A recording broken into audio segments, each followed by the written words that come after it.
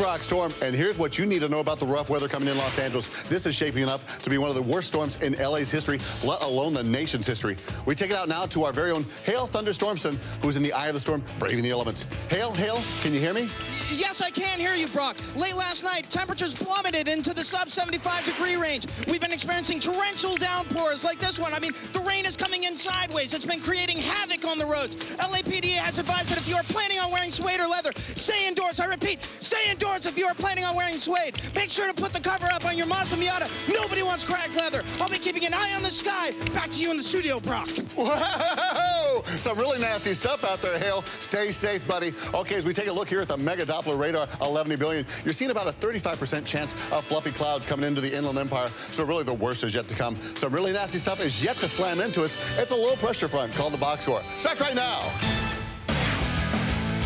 I don't know a lot about sports, but I can drink a lot of beer.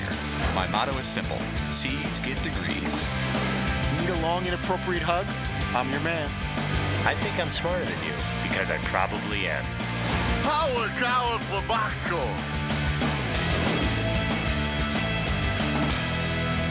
Hello and welcome to the box score. I'm Brock in Los Angeles. They are the Danettes in Milford, Connecticut. Guys, every now and then a story crosses over into sports and ends up becoming bigger than the sport itself. Recently, the University of Missouri football team went on strike in support of a student who was protesting institutional racism on the campus of the University of Missouri. Now, they haven't missed a game yet, McLovin, but they face BYU next. If they forfeit that game, would it be fair to cry foul for the effect it had on the standings? Well, it doesn't seem like they're going to forfeit the game. You know, I don't think you could cry foul. Yeah, because that's an interesting question that Brock had, though. If this was, a lot of people are saying, if this was a team that was ranked and they forfeited this game, would the pollsters lower them because it's a loss? Yeah, a loss is a loss. Right. Dog. Well, it's not a conference game, so it's not going to affect the actual standings. Well, standings don't matter. It's wins and losses. But let's say it was Oklahoma State and they were doing a protest and they're ranked 10th, and then they lost to BYU because of a forfeit. The next week, would the committee have the guts to drop their rankings because of a forfeit due to protest? Right. Especially the sensitivity of that particular. Yeah, I think you probably would. I mean, think about it. If you're competing to be in the SEC title game, you would get dropped. You know, say Missouri had a good record and they were winning the West. I think you would have to drop them. Yeah, I mean, they didn't play the game. They lost. Yeah. They forfeited. They lost it. Right? Yeah, they chose to go that route to. And they know that. I think they would know that there's potential repercussions. I think they'd be okay with that because it meant more to them. You know. I think. Yeah, they'd be all in. All right, well, Dan Wetzel joined the show today and talked about these college athletic protests and where they might be headed in the future. Here, these players have immense power over the leadership, including their own coaches and administrators, that all basically have to fall in line to whatever they say, or at least did at Missouri. That's, I think, the big takeaway going forward. Does this happen again? Does another school use it on a campus issue? Do a number of schools use it on a national issue? Do they start arguing for better rights or treatment from the NCAA? Is it a frivolous thing? Nobody knows, but the power and the potential of a movement is really, really clear when the Missouri football team got all this done so quickly. And it's kind of funny that there's all these people protesting and unhappy about this stuff, and then all of a sudden it's like, whoa, we're gonna miss football? Hold up, you're out of here, you're resigning, and then let's get this all back to normal. That the game did that, but yeah, I mean, football swings a big stick, I guess, even when you're sort of middle of the road, not that great. Modern times, huh? Absolutely. You know, in a weird way, and I'm talking to you, Brock, only as a producer, not as an actual person who cares about any issues. I wish that the president had not resigned, and we saw how this played out during the week. Yes. And as we got closer to the game, are they practicing? If they don't have any practices and it's Friday at 2 o'clock, can they play the game the next day? This story would have gotten from here to here to here to the biggest story in sports on Friday at. So as a producer, I wish this had gone on. And how much tension would there be among the players? You know, which ones decided on What if you're a senior? playing? Yeah. What if you're a senior and you had a great experience at Missouri? And even if you're, no matter what race you are. Yeah, because not everybody was all in on boycotting the game, so that would have made things pretty ugly among the teams. What if they were 8-0 and they were competing for a national title? Well, as a producer, that's like that. That's the dream. I mean, I hate to say it, but you want a story to go ballistic. And this story went pretty big, pretty fast. But it also got ripped back really fast. I was surprised at how quickly. I mean, Me too. The school had just released a statement the day before where they're like, no, nothing's going to happen, and then the very next day, or within 2 days or something, okay, well, he's going to resign. That seemed to move very fast. I hate to be snarky and cynical. Well, that's not true. No, I don't hate to. I love to. I think that the president, I know this is going too deep, probably was told, hey, if you agree to tap out now and help the story go away, your buyout will be this. Right. If you decide to fight this, you could be charged and dismissed for cause, and your buyout is this. Yeah, and the chancellor, too, is supposed to step down at the end of the year. So it's like there's two major administrators that are just walking away from it. That's right. Well, Paulie, early last year, players from Northwestern protested for the right to legally unionize. Is this protest a realization of that protest on their part? I think it's different. It's very apples and oranges. It seems like, from what I remember, having Kane Coulter, the star player for Northwestern. I think we had him on. Mm-hmm. This was about striking to unionize for football players. It was initiated by the football team and conceived by the football players. And if you go back to Grambling, it was conceived by the football players because they were striking against terrible conditions and unsafe conditions as they saw them. This was conceived, from what I've read, by the student organizations, and then they enlisted the football team where they said, hey, we could take this and really make our stance a lot bigger. So the direction came from a different way, but it doesn't really matter. It just shows in all cases that the power of major college athletics and really football and some basketball will get you headlines. Very impactful. Well, I'm sure we'll be seeing more protests in the future. All right, coming up, Superman's right-hand man. Hey, you heading out to Krypton? Why don't you hop in the Ram 1500 Eco Diesel? Get everything you need out there. It's a long way. You're going to need the most fuel-efficient half-ton truck on the road, and that is the Ram 1500 Eco Diesel. Get you through the stars, right past Jupiter. And you'll see that Pluto is actually a planet. Get more facts at ramtrucks.com. Guts, glory, Ram.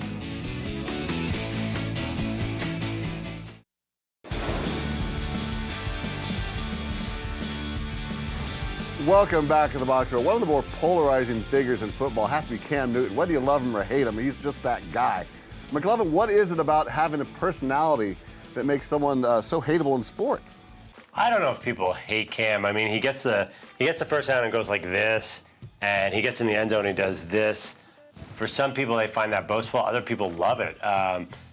Jay Cutler's a totally different animal. A lot of people dislike Cutler, and Rivers is a different animal. There's some reason we all hate Rivers. Not we all hate Rivers. I like Rivers, but a lot of people dislike him because he comes off as a little holier than thou. So all three quarterbacks, I think, have different things going on. All right, well, Cam's teammate Greg Olson joined the show today and talked about the character of his teammate. He brings a lot of life to a lot of the situations, whether it's practice, walkthrough. He has kind of that sort of personality, and I think it comes through pretty clear on game day. He's full of energy, he's full of life. He loves to play the game, and I think that shines through pretty clear for everyone who watches it. I think sometimes people almost use that as like a negative against him, which I find somewhat amusing. I think the guy loves to play the game. He's a ferocious competitor. He wants to win. He'll do anything that his team needs to win. Sacrifice his body, run, take shots, extend plays, stand in there, and that's what you're looking for out of that position. I think Cam's awesome. I think we could use more people like Cam Newton. I think he's got a great energy and seems to be a pretty positive person. So I can't really find any flaws with that. So he does the first down thing. All right, have you watched the NFL lately? A lot of dudes do the first down thing. The only time that it's a bad thing to do is when you're losing by like 50 points and you get a first down. You're like, all right, now you look like an idiot, pal. But Cam, we tend to compare people to each other a lot, and I can't really figure out why Cam Newton is put in the negative column. I really don't get it. Do you think it goes back to people who still think he cheated in college and will never let go of that, and just no matter what he does, they view it through the glasses of that's the guy who got paid to go blank in college but got the Heisman and the national title, and other people say like, hey man, this guy is just awesome. So like I think those rose-colored glasses, they see him under that Auburn microscope. I love the kid in the adult, trapped in an adult body. Well, what a great thing. As long as you're not a kid in an immature, obnoxious way, but he's like a Brett Favre. To see someone so excited to play like you're out in the backyard, what a great. But then you don't like Phillip Rivers. I like Phillip Rivers. No. I like Cam Newton because his youthfulness is he's having fun. Philip Rivers' youthfulness is more on the kid side. That Philip we Rivers don't like looks the like whining and screaming. He looks sort of like a little rascal, like the 8-year-old kid that just put some firecrackers in your food and he's waiting for it to explode. Eddie Haskell? Yeah, he's kind of that little rascally kind of dude where he's a little mischievous. Paulie, who is the greatest personality in sports history? Oh man, that's a heavy question. Barkley's got to be up there. That's the first thing that came to my head because Barkley has been a character since he was a freshman at Auburn. I remember watching him, and SEC basketball got no run back then besides Kentucky. And he was a household name. The round mound rebound, there was a bunch of he had the Pillsbury, all this kind of stuff. He came in the league as a character. He's going to be a character to the day he dies. He's one of those people in sports that we will miss way more off the court than on the court, and he was a first-team Hall of Famer on the court. Well, it turns out that Greg Olsen had a character in his history. It was called G-Reg, and he was a member of the 7th Floor crew. Greg was pretty embarrassed. Now, Fritzy, you were T. Frizzle, and you've been seen on a lot of screens. Does Olsen need to embrace this, or should he be shy about this? I can understand why he rather not embrace it. We got a chance to, during a couple of commercial breaks, certainly right after the interview, we were trying to figure out why he's a little sensitive to that and why he really doesn't want to go back to that and why he kept saying, hey, I'm married with kids now, and that was a different life. He was really distancing himself from his Miami days. And then when we got a chance to listen to what appears to be the first 2 Live Crew, before 2 Live Crew came about, there was a very graphic lyrics there that were... How old do you think Greg Olsen is? Was he after 2? Whatever it was, there was a lot of 15 years. One line after the other was very, very questionable. So it was actually pretty horrifying listening to it. I would have been embarrassed if I was him too, and I would absolutely distance myself from the lyrical content. Yeah, and he seemed panicked. Especially having a wife and children. Yeah, the thought that we would play any of that back, he was panicked. No. Nobody wants their college days played for their wife and children in any way, any details of their college days. And let me tell you, being a star tight end at Miami, his college days are wilder than mine.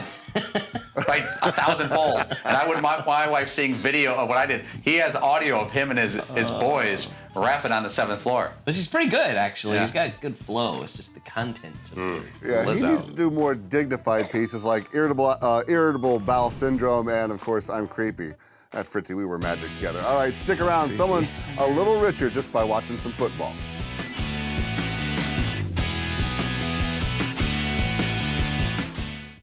That's why I'm creeping. I'm creepy most every morning. That's why I'm creeping. I'm creepy most every morning.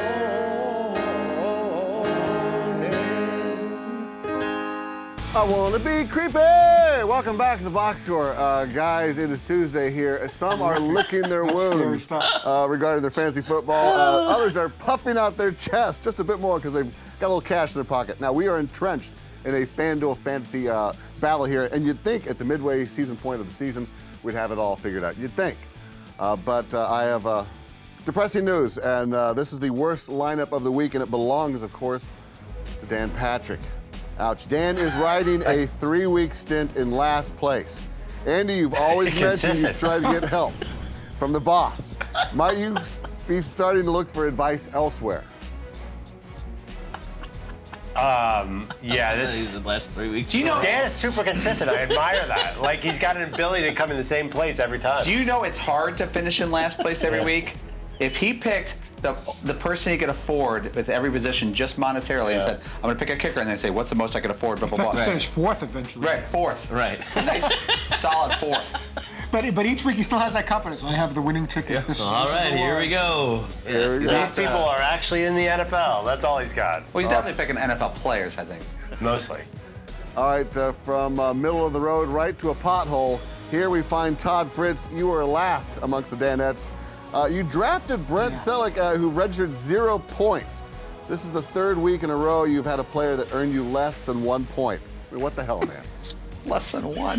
Very disappointing. I thought for a while there that is he even playing in the game? Did he get hurt? Did they trade him? I didn't see him like at all. And then on a touchdown to, I think Ryan Matthews ran in, whatever it was, I could see the LEK of the back of his jersey that showed me that at least There's he's no still, points for blocking, no, though, right? but that No. it at least showed me that he's still on the team and that he's just getting zero. That maybe at some point later in the game he could possibly get like 0.3 of a point or something. And Demaryius Thomas didn't show up. He only got 6 in the Bronco loss to the Colts. So right then and there, a big wide receiver and my tight end added up to like 6.5 points. Once you get a 0 at any of the positions, it's going to be tough to avoid something towards the bottom. So not good by Brent. All right, now some horrible news. The king is dead. Paulie's win streak is over. Paulie, your buddy Robbie Gould did nothing for you. What happened here?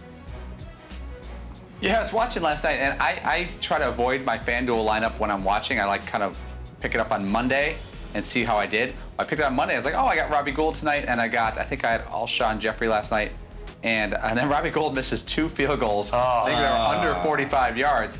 Now, I had a good run last night because Alshon had a great night. Yeah, he did. You throw in another 6 points from Robbie Gould, I'm ahead of McLovin. So Robbie Gould took me out of that spot. Yeah, well, I didn't get anything from Kai Forbath. All right, then there were 2, the DP Show NFL Insider or the DP Show NFL Outsider. And second place goes, of course, to McLovin. McLovin, we've mentioned before how often you finish second. Are you still happy being playing second fiddle?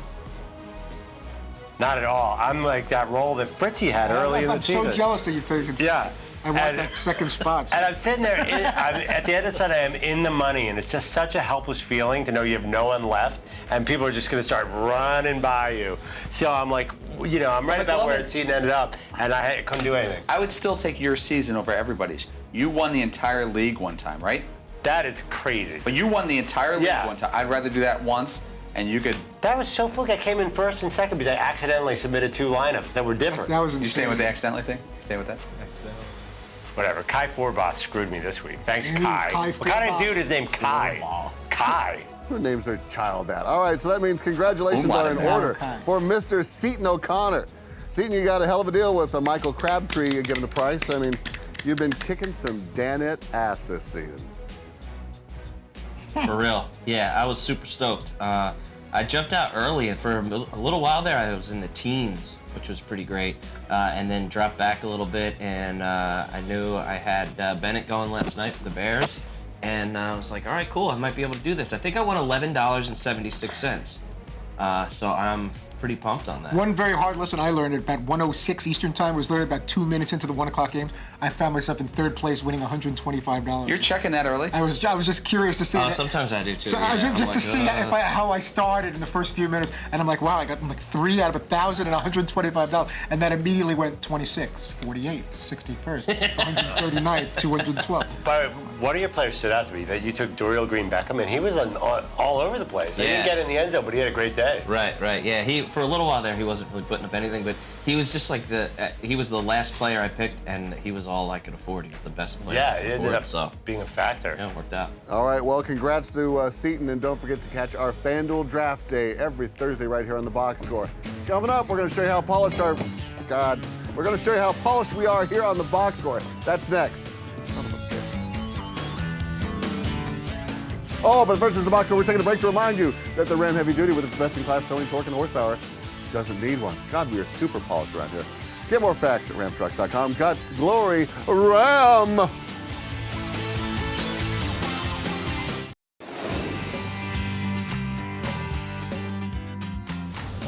We're closing up shop here on the Box Score. Guys, we don't pretend to be perfect here. You guys know this better than anyone. And we were having some audio issues yesterday between LA and Milford, and that got us off to a later start than usual. Paulie was out there, and I think he was first to bail, if I remember, go for his desk. And then McLovin went ahead and actually went in and expanded his brand, went to go call into the Eisen show of all things. And then poor Todd Fritz just gets ditched by Seton at some point. Todd, you've hung out and seemingly had a great time before realizing the crew was gone. Are you saddened by this lack of camaraderie? Not sad. I know everyone just kind of left, and I didn't know if any minute now everything was going to get figured out technically, and I wanted to be ready to get going as soon as everybody was ready. But then as the minutes were progressing and everybody was back to work on the other side of the glass, I'm like, you know what, this doesn't look like it's happening anytime soon. I got some work to do as well, and I kind of feel like an idiot sitting here by myself for no reason. And I was like, all right, I'm gonna bail as well. I guess somebody in a position of authority will let us know when they need us back. Somebody in a position of authority. Well, unfortunately for Todd, this is a bit of a trend. Fritzy, when push comes to shove, do you think maybe you can do a better job than Paulie hosting the show? I don't think so. If it was, random, inappropriate thoughts and things like that. You did a pause and and I don't think so. Oh boy. All right, you know what? We'll find out. Come on. Why are we turning this into a bad thing? No. I want to give you a chance. Guess I'm out of here too. Wow. I was trying to say something nice, and because I didn't instantly say Paulie by far is the greatest host and will be like the next host of the Dan Patrick Show, it's being turned against me. I don't know what that's all about. Ouchers. And I just noticed that Fritzy is actually wearing the same shirt. Not much variation in the wardrobe. It's very thin and comfortable. I only have about 6. Well, you know what? Brock, I want to apologize. Yes, Paulie. Brock, I want to apologize. That was a meaner, snarkier Paul Pabst. That being said, now Todd's a media veteran now. He's a television producer. I saw in the New York Post. That's right. And he could handle anything now. So now I think he could host his own show. So is what you're saying. Because Todd's a pro now. He's been on TV for years. See ya. Have fun, toddler. Welcome back to the box score as the Danettes all dissipate to the other side of the glass and put me on the spot. Hope you will be with us on the Dan Patrick Show for the Wednesday edition. Keenan Reynolds, are you familiar with Keenan? You should be. He's tied for the most rushing touchdowns in the FBS Division I. He is going to be one of our guests. He is also the Navy midshipman quarterback. We'll also talk to Gary Danielson, CBS Sports lead college football analyst. We'll get his thoughts on the latest college football playoff rankings by the selection committee and see what he thinks. We'll also get his thoughts on what's going on in Columbia at the University of Missouri and how that'll affect college football and sports in general on campuses around the country. We thank you for joining us on the box score. Be well. I don't know a lot about sports, but I can drink a lot of beer. My motto is simple. C's get degrees. Need a long, inappropriate hug? I'm your man. I think I'm smarter than you, because I probably am. Hey, thanks for watching the box score. Holy cow!